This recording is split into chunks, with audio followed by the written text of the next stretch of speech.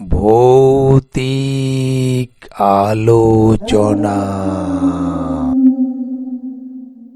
গল্প পাঠে আমি শান্তনু, এডিটিং এবং সাউন্ডে অরিত্র ও শতদল। আজকের গল্প পুষ্করা তাড়ানো। কোনা গ্রামের মোহনের সাথে ঘটা এক সত্যি পুষ্করা ভূতের ঘটনা মোহন শুনিয়েছিল। সেই সত্যি হাড় হিম করা ভূতের ঘটনা আপনাদের শোনাচ্ছি। সেদিন গ্রামে গঙ্গা পূজা, আমাদের কলসি মায়ের বাৎসরিক পূজা। সেই উপলক্ষে গ্রামে মেলা বসেছে। দূর দূরান্ত থেকে ভক্তরা এসেছে। অনেক মানুষের সমাগম। ভক্তরা মায়ের পূজা দেবে। কেউ বা পূজা দেখতে এসেছে, কেউ বা এসেছে মেলা দেখতে। বাবা মায়ের পূজায় বসেছে। আজ বাবা খুব ব্যস্ত থাকে। আজকের দিনে কাউকে এই সময় দেওয়া যায় না। পূজা মণ্ডপে এক ভদ্রলোক বসে পূজা দেখছে। ভদ্রলোককে দেখে খুব বিচলিত মনে হচ্ছে। চোখে মুখে যেন একরাশ ভয়। একটু সুযোগ পেলেই বাবার সাথে বাক্যলাপ করছে। মায়ের পূজা যখন সমাপন হলো তখন সন্ধ্যা হয়ে এসেছে।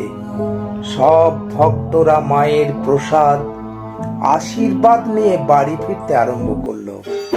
ঢাক ঢোল সহকারে এবার মা বেরোবে গ্রামে। ঢাক বাজছে, ঢোল বাজছে, কাশি বাজছে।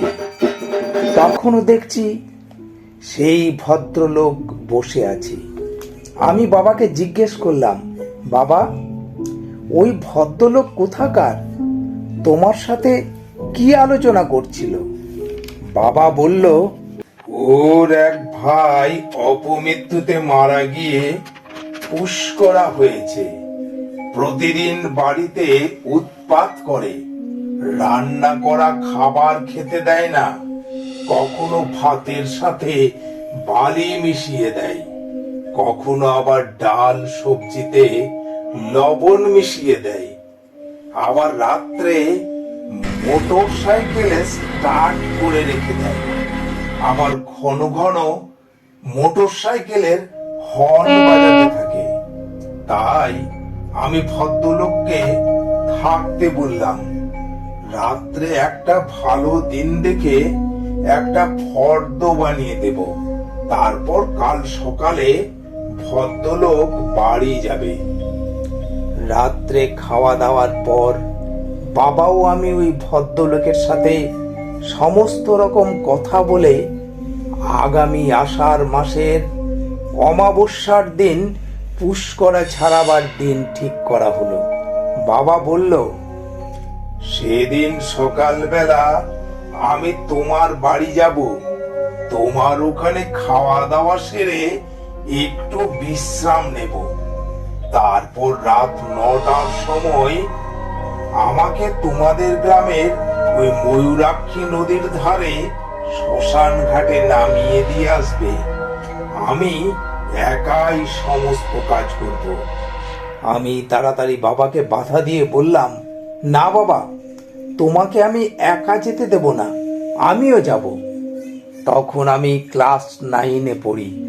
15 বছরে পা দিয়েছি। তাই বাবা আমাকে নিয়ে যেতে চাইছে না। আমিও পুষ্করার কথা শুনে বাবাকে একা ছাড়তে চাইছি না। বাবা আমার জেদের কাছে হার মানল।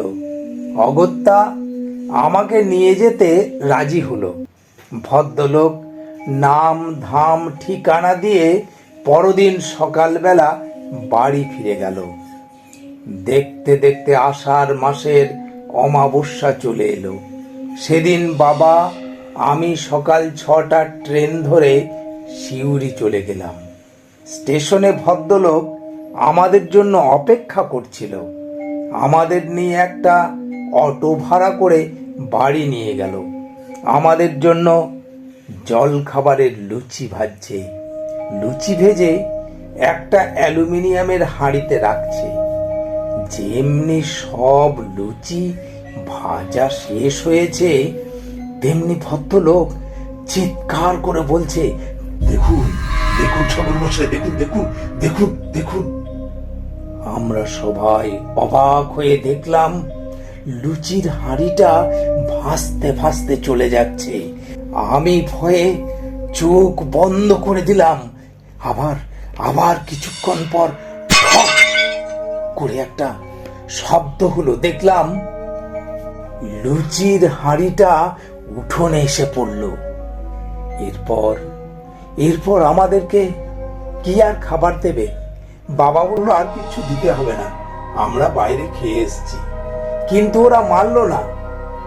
ওরা মিষ্টি এনে দিল, মিষ্টি খেতে দিল।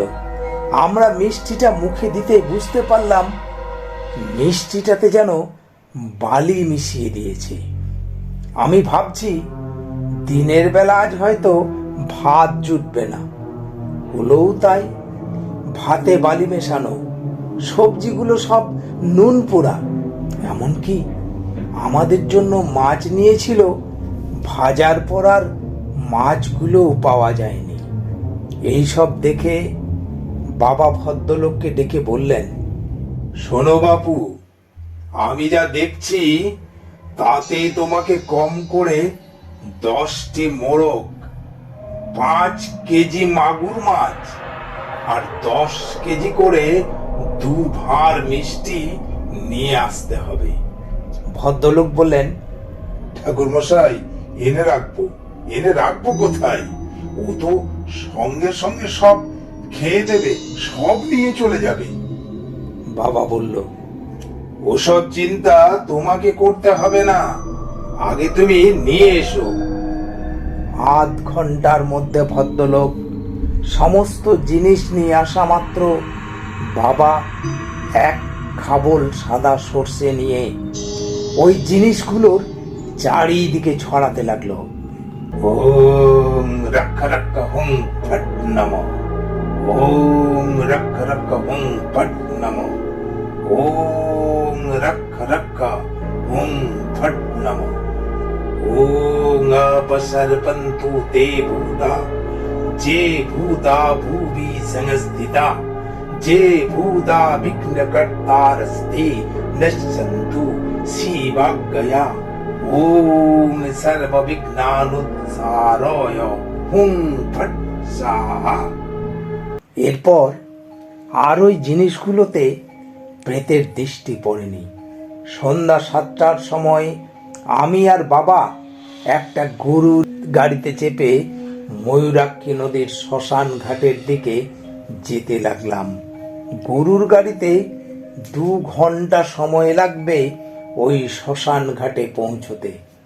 এই গল্পটি আজকে প্রথম ভাগ, এবং পরের ভাগটি আর একদিন দেওয়া হবে। ভৌতিক আলোচনা চ্যানেলটিতে আপনাদের জানাই স্বাগত। আমাদের এই চ্যানেলটি যারা লাইক করছেন, শেয়ার করছেন আর সাবস্ক্রাইব করছেন, তাদের জানাই অনেক ধন্যবাদ। দয়া করে এরকম আরও অনেক গল্প শোনার জন্য আমাদের চ্যানেলটিকে সাবস্ক্রাইব করুন, লাইক করুন, কমেন্ট ও শেয়ার করে আমাদের এগিয়ে যেতে সাহায্য করুন। ধন্যবাদ।